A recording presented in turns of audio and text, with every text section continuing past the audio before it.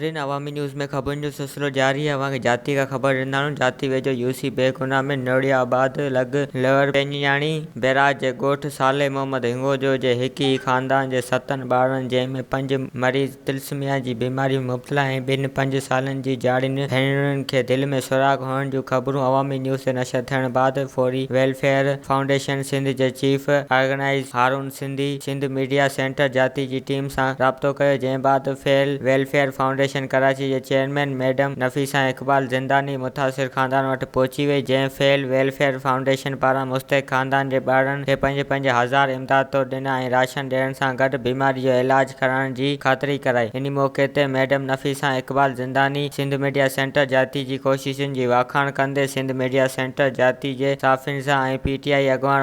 वकार मल्हा सां ॻाल्हाईंदे चयो त जस हुजे तव्हां खे जिन अहिड़ी ख़ानदान जी निशानदी करे मीडिया ते इन्हनि ग़रीब माण्हुनि जे आवाज़ बुलंद कई। वधीक ख़बरनि ऐं तफ़सील जे लाइ विज़िट कयो असांजी वेबसाइट awamiNewsHD.com ऐं ॾिसंदा रहो अवामी न्यूज़ HD।